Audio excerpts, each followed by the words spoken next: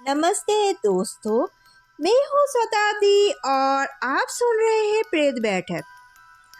आज का जो स्टोरी मैं सुनाने वाली हूँ वो छलावा की दूसरी कहानी है। पिछले स्टोरी में हमने सुनाए थे दादाजी अपने पोते को छलावा की कहानी सुना रहे थे, तो दूसरी कहानी दादाजी ने शुरू कर दी। ये कहानी हमारे गांव के प्रसिद्ध पहलवान, जिसका नाम पृथ्वी पहलवान था, उसकी है। वो हमारे गांव ही नहीं, आसपास के सभी गांव में सबसे बड़ा पहलवान था। वो आज तक किसी से नहीं हारा था। कोई भी पहलवान उससे कुश्ती लड़ने से कतराता था और उसके सामने कुश्ती लड़ने की हिम्मत उस समय किसी पहलवान में नहीं होती थी। तो फिर आम लोगों की तो बात ही नहीं कर सकते।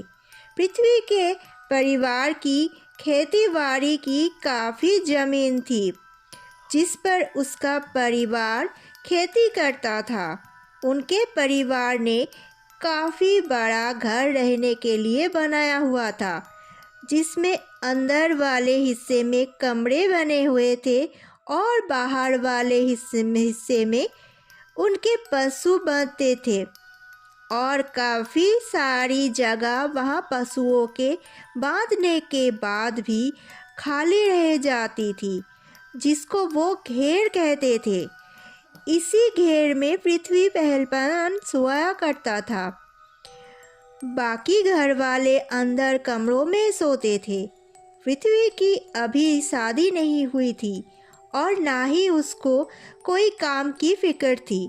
उसको तो उसके परिवार ने बस पहलवानी के लिए छोड़ा हुआ था और वो पहलवानी में निपुण थी, इसलिए उसका डंका पूरे जिले में बजता था।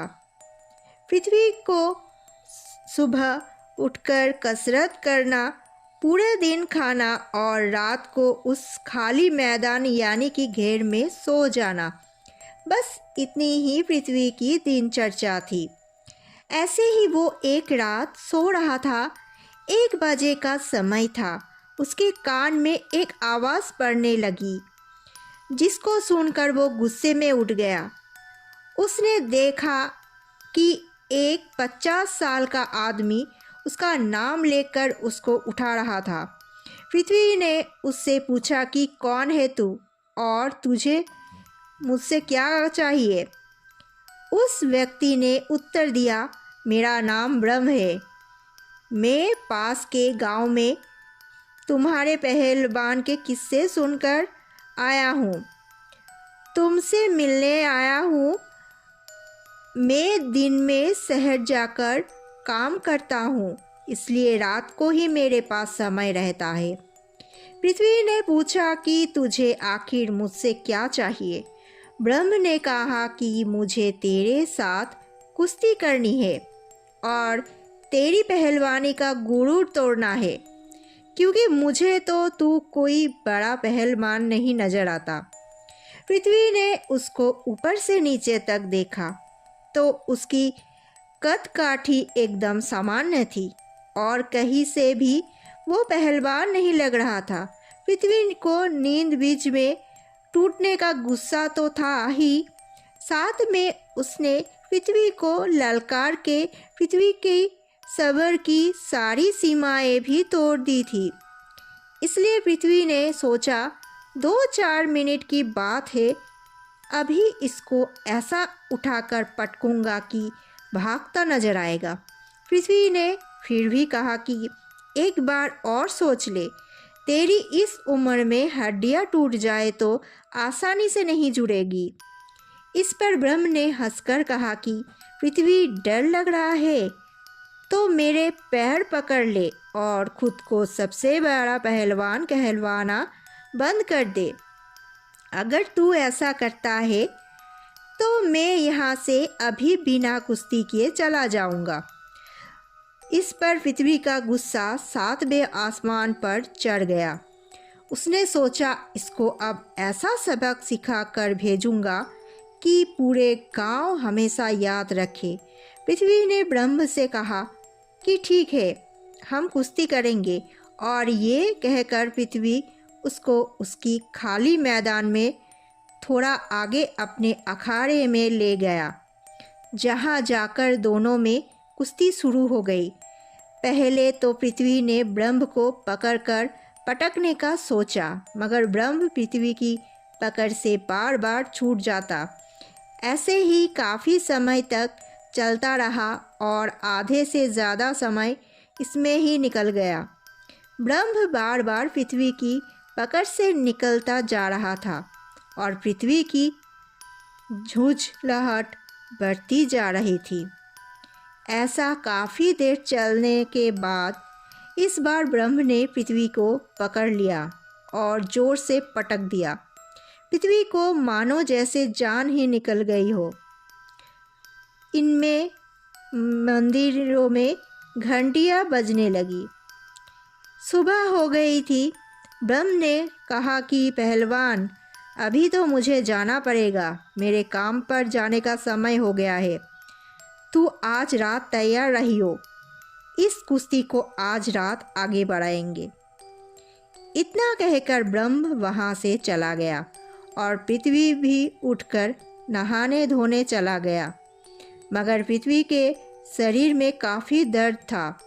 पृथ्वी ने पूरे दिन अच्छे से खाना पिया और बस आराम किया। पृथ्वी ने अपने रात की बात किसी को नहीं बताई, क्योंकि उसको डर था कि कहीं कोई उसको कमज़ोर ना समझ ले और उसके नाम पर कोई आँच ना आ जाए। गांव में रात को 7 से 8 बजे तक लोग सो जाया करते थे, तो पृथ्वी भी बाहर घेर में आकर सो गया। मगर वो जानता था कि ब्रह्म रात को आएगा जरूर और आज उसको ऐसी धोबी पछाड़ मारूंगा कि वो यहाँ से भाग जाएगा और कभी मुड़कर नहीं आएगा। इतना सोचकर पृथ्वी सो गया। उसकी सोच के हिसाब से ही ब्रह्म रात 1 बजे के आसपास आया और उसके खाट के पास आकर उसको लाल करने लगा। ब्रह्म ने कहा कि पहलवान उठ जा, देख मैं अपने वादे के हिसाब से आ गया हूँ। चल वो कल वाला खेल निपटा लेते हैं। ये सुनकर पृथ्वी की आंखों से नींद जाती रही और अब वो उठकर कल के अपमान का बदला लेना चाहता था। तो दोनों अखाड़े में जा पहुँचे। पृथ्वी ने अखाड़े में पानी का छिड़काव किया तो अब दोनों की कुश्ती शुरू हो गई। शुरू से ही ब्रह्म बार बार पृथ्वी को पटकता रहा। जब जी चाहता पृथ्वी को उठा लेता और पटक देता। ब्रह्म पृथ्वी की पकड़ में या तो आता नहीं, अगर पकड़ में आ भी जाए तो चित करने से पहले वो मछली जैसे फिसलकर उसकी पकड़ से निकल जाता। ऐसा ही काफ़ी देर चलता रहा। पृथ्वी की हालत काफ़ी खराब लग रही थी। वो मुश्किल से ही उठ पा रहा था। उधर ब्रह्म ऐसा लग रहा था मानो अभी एकदम तरोताज़ा है। पृथ्वी को बस एक बार पटके जाने था और उसकी हार निश्चित थी। मगर फिर से पास के मंदिर में आरती होने और घंटियां बजने की आवाज़ें आने लगी और ब्रह्म वहाँ से पृथ्वी को छोड़कर जाने लगा और जाते हुए बोला कि पृथ्वी आज रात में फिर से आखिरी बार आऊँगा और इस मुकाबले का फैसला आज रात ही होकर रहेगा, चाहे तू जीते या मैं जीत जाऊं।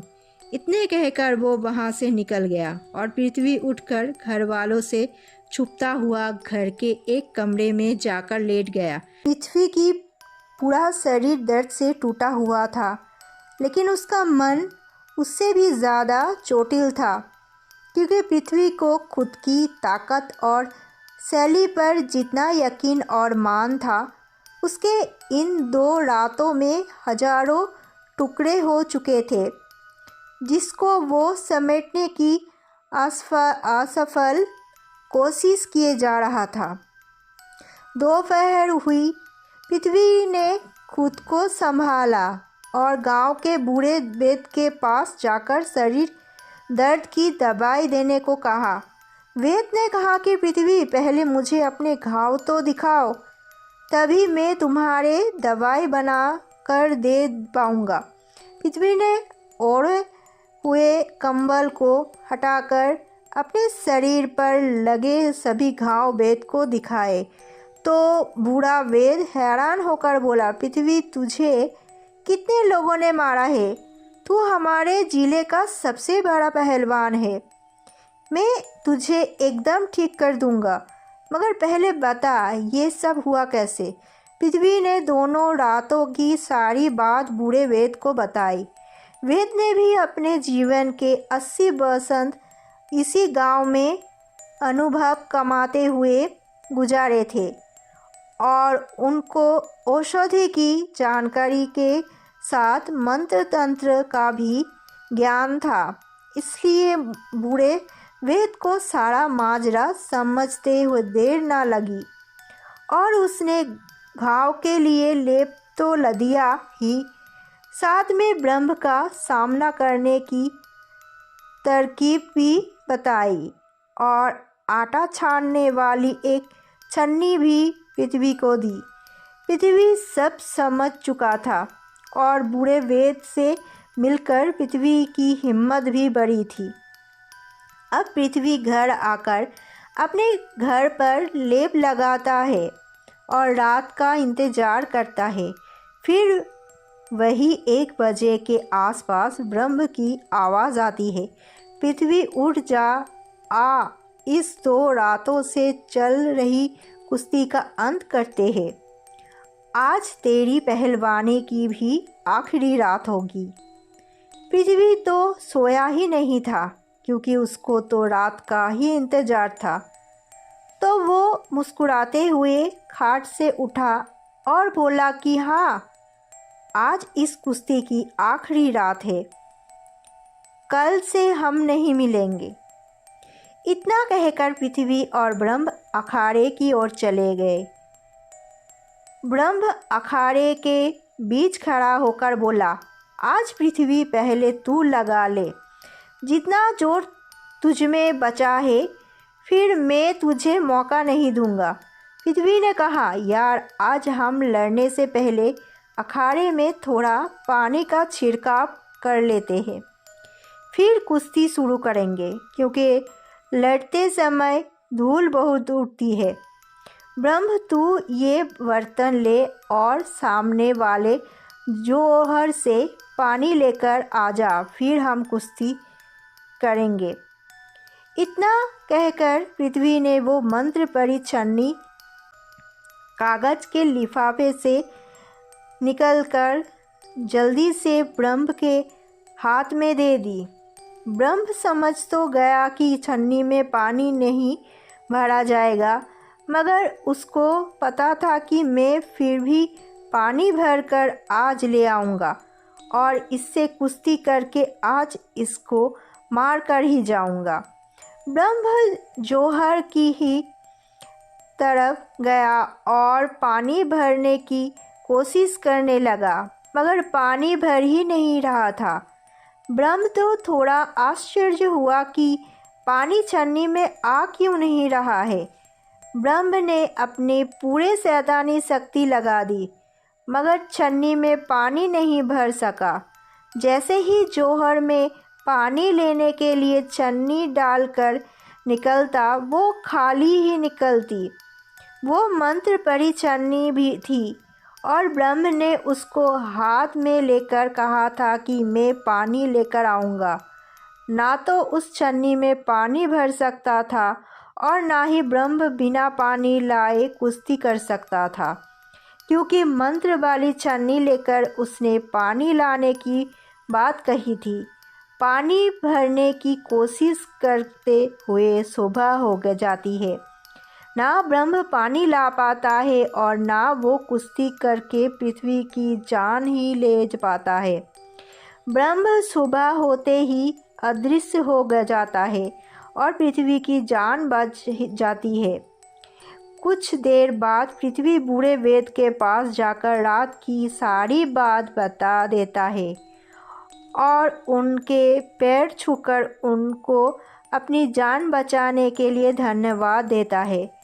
पृथ्वी वेद से कहता है कि वेद बाबा, ये तो बताओ वो वाला आखिरी थी क्या, और वो रात को लौटकर क्यों नहीं आया।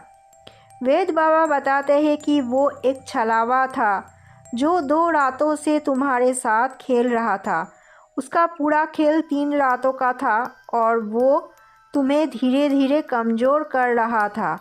कल की रात अगर तू वो छन्नी उसको नहीं देता तो तेरी मौत निश्चित थी। वो छन्नी मैंने मंत्र पढ़कर तुझे दी थी, जिसकी वजह से उसको छूते ही वो उसके साथ बंध गया और पानी लाने को मजबूर हो गया।